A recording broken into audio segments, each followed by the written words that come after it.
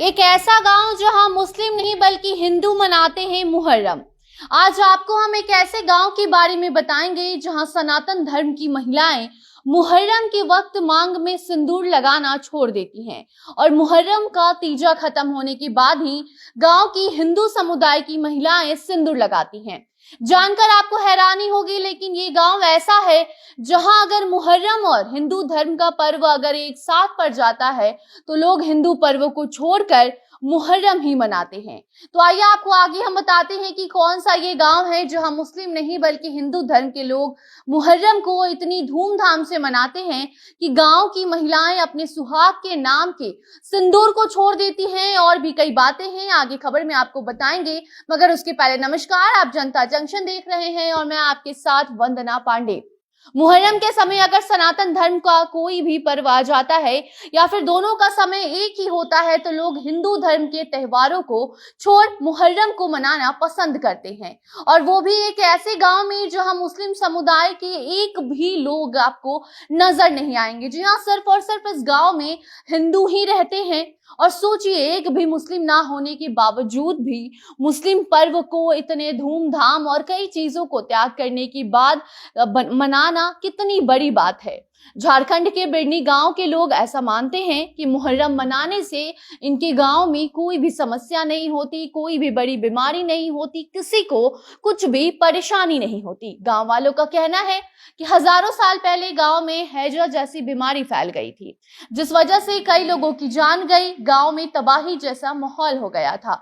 तभी एक बुजुर्ग को अचानक ही एक सपना आता है, जिसके बाद गांव में मुहर्रम मनाना शुरू हो जाता है। जी हाँ, उसको सपना आया था उस बुजुर्ग को कि अगर गांव में ताजिया लगेगा तभी हैजा खत्म होगा, और तभी से गांव में हिंदू धर्म के लोगों ने मुहर्रम मनाना शुरू कर दिया और हैजा जैसे बीमारी उसके बाद गांव में हुई ही नहीं। दूज का चांद देखने के बाद से मुहर्रम शुरू हो जाता है और तभी से गांव की महिलाएं सिंदूर लगाना छोड़ देती हैं, और तब तक सिंदूर नहीं लगाती हैं जब तक मुहर्रम का तीजा खत्म नहीं हो जाता।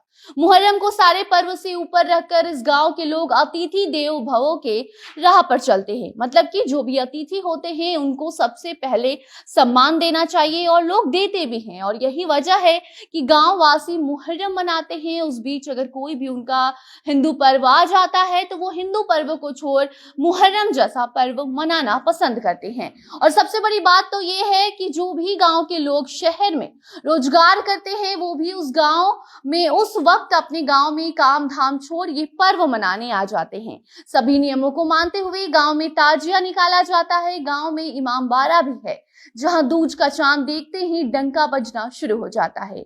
बाकी आगे बात अगर देश में मुहर्रम की करें तो भारत में इस साल मुहर्रम 31 जुलाई से शुरू हुआ है। ऐसे में आशूरा 9 अगस्त को है और यह दिन इस्लाम धर्म में बेहद ही ज्यादा महत्वपूर्ण माना जाता है।